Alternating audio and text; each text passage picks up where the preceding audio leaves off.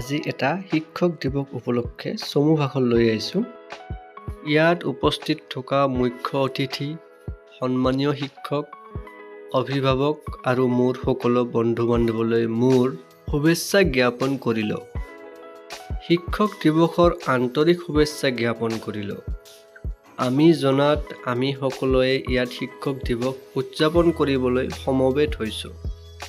আজিৰ দিনটোতে ডক্টৰ সৰ্বপল্লী ৰাধাকৃষ্ণনৰ জন্ম হয়। ডক্টৰ সৰ্বপল্লী ৰাধাকৃষ্ণন ভাৰতৰ দ্বিতীয় ৰাষ্ট্ৰপতি আছিল আৰু ভাৰতৰ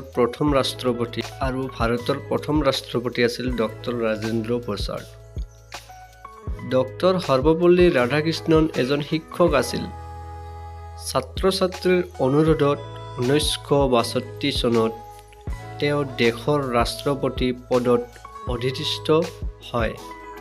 তেওঁ কেৱল এজন ভাল সভাপতিয়েই নহয়, এজন ভাল শিক্ষকো আছিল। ভাৰতৰ সকলো ছাত্ৰ-ছাত্ৰীয়ে নিজৰ শিক্ষক-শিক্ষয়িত্ৰীক সন্মান জনাই এই দিৱস উদযাপন কৰে। সঠিককৈ কোৱা হৈছে যে শিক্ষক আমাৰ সমাজৰ আধাৰ। শিক্ষক অবিহনে আমি এখন ভাল সমাজ আশা কৰিব নোৱাৰোঁ। শিক্ষকে ভাল আৰু মান্য নাগৰিক কৰে আৰু ভাল নাগৰিকে এখন ভাল দেশ গঢ়ি তোলে।